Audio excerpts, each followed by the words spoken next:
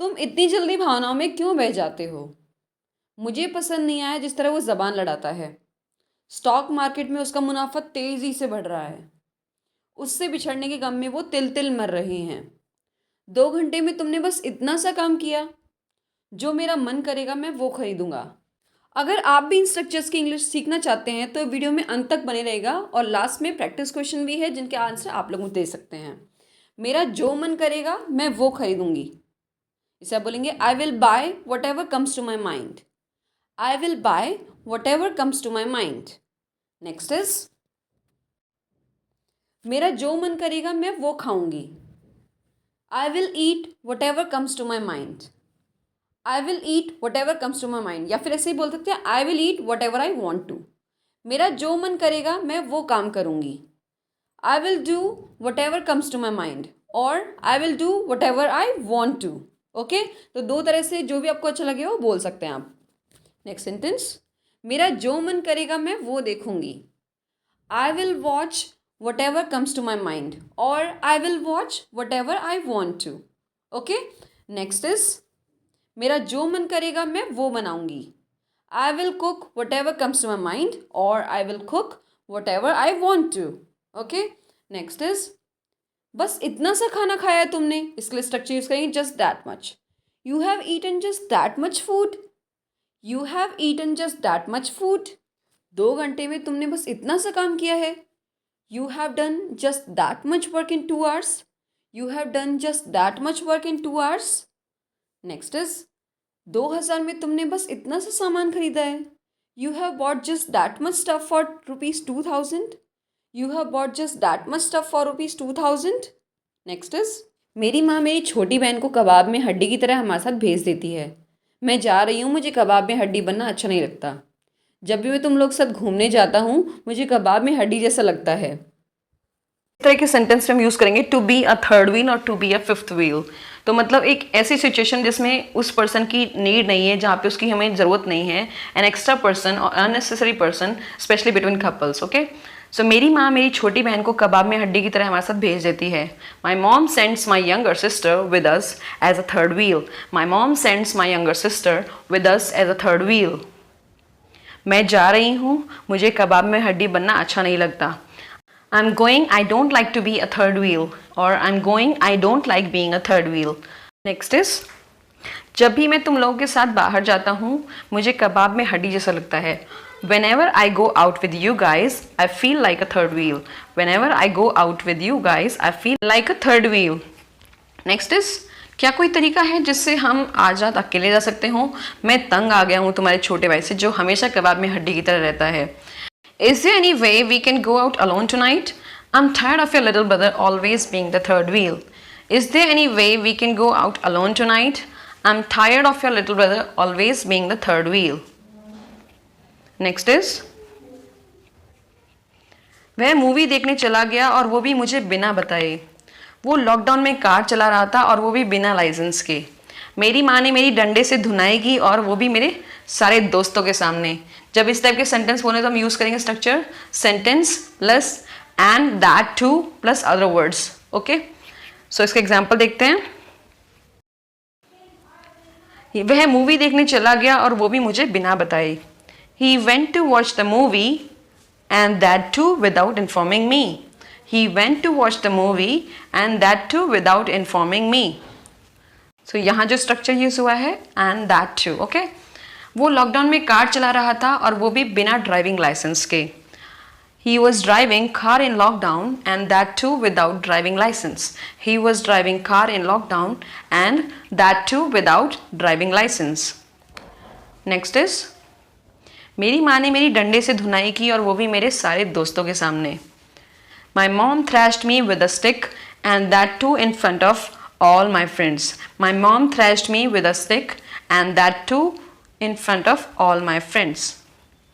Next is जब हम बोलना लाइक पूरे दिन टीवी देखने से काम नहीं चलेगा, थोड़ी पढ़ाई भी कर लो। सिर्फ बातें करने से काम नहीं चलेगा, तुम्हें यहाँ काम करना पड़ेगा।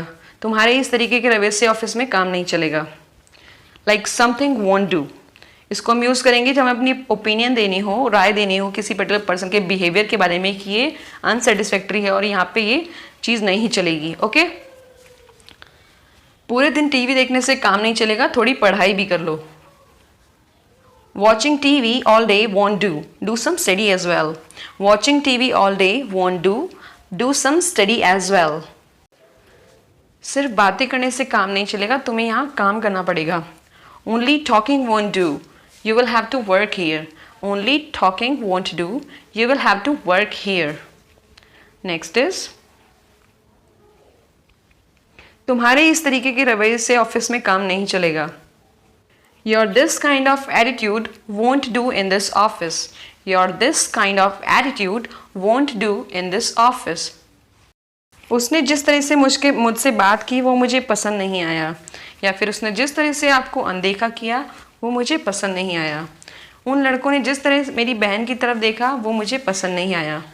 तब हम यूज़ करेंगे subject plus didn't like the way plus other subject, फिर उस पार्ट सिंपल फॉर्म वर्ब की, फिर अदर वर्ड्स। इसके एग्जाम्पल्स देखते हैं। फर्स्ट एग्जाम्पल है, उन लड़कों ने जिस तरह मेरी बहन की तरफ देखा वो मुझे पसंद नहीं आया। I didn't like the way those boys stared at my sister. I didn't like the way those boys stared at my sister. Next is, उसने जिस तरह से आपको अनदेखा किया वो मुझे पसंद नहीं आया। I didn't like the way he ignored you. I didn't like the way he ignored you. Next is, उसने जिस तरह से मुझसे बात की वो मुझे पसंद नहीं आया। I didn't like the way he talked to me. I didn't like the way he talked to me. Next is, मैं माँ के बारे में भाषण देते देते भावनाओं में बह गया, या फिर मेरी माँ अभी भी DDLJ देखते समय भावनाओं में बह जाती है।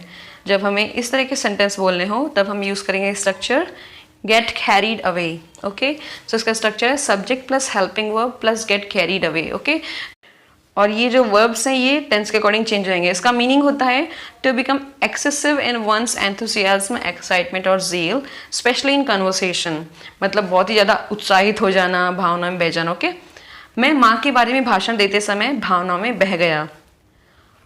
I got carried away while giving speech about mom. I got carried away while giving speech about mom. Next is, मेरी माँ जब भी DDLJ देखती है, मूवी है ये, तो भावनाओं में बह जाती है। My mom gets carried away whenever she watches DDLJ. My mom gets carried away whenever she watches DDLJ. Next is, उसकी कंपनी दिन दोगुनी रात चौगुनी तरक्की कर रही है।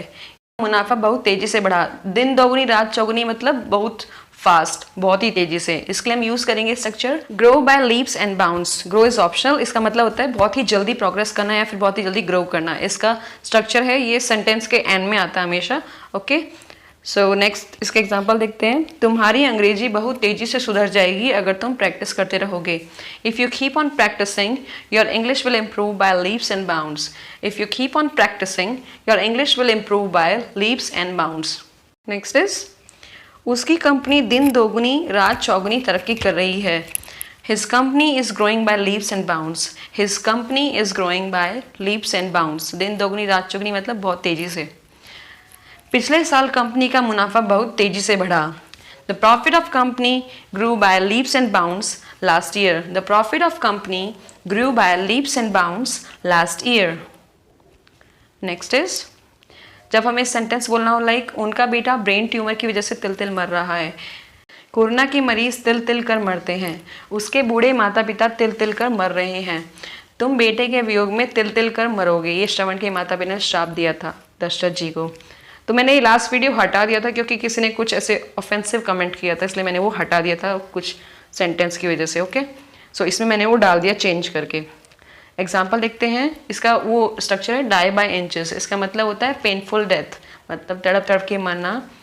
सो इसका स्ट्रक्चर है subject plus helping verb plus die by inches plus other words. Okay, ये टेंस के अकॉर्डिंग ये वर्ब्स चेंज होंगे। कोरोना के मरीज हर दिन तिल तिल कर मरते हैं। Corona patients die by inches every day. Corona patients die by inches every day. Next is, उनका बेटा ब्रेन ट्यूमर की वजह से तिल तिल मर रहा है। Their son is dying by inches due to brain tumor. Their son is dying by inches due to brain tumor. Next is, उसके बूढ़े माता पिता उसकी याद में तिल तिल मर रहे हैं। His old parents are dying by inches in his memory or reminiscence. His old parents are dying by inches in his memory and or reminiscence. Next is, तुम बेटे के वियोग में तिल तिल का मरोगे। श्रवण के माता पिता ने दशरथ को श्राप दिया था, तो उसके लिए बोलते हैं like you will die by inches in your son's separation. You will die by inches in your son's separation. Now practice questions. तुम इतनी जल्दी भावनाओं में क्यों बह जाते हो? मुझे पसंद नहीं आया जिस तरह से वो जबान लड़ाता है। स्टॉक मार्केट में उसका मुनाफा तेजी से बढ़ रहा है। हम यहाँ उससे बिछड़ने के गम में तिल तिल मर रहे हैं। तो इन चारों सेंटेंसेस का आंसर आप लोग मुझे कमेंट से बताइए। आई होप आज का वीडियो आपको फ्रूटफुल लगा तो लाइक और शेयर ज़रूर कीजिए। And thanks lot for watching. And if you have any queries let me know in the comments. Channel पे नए हैं तो सब्सक्राइब बटन को ज़रूर प्रेस कीजिएगा and do press the bell icon so that आपको सारी नोटिफिकेशंस मिलें। See you again in the next video.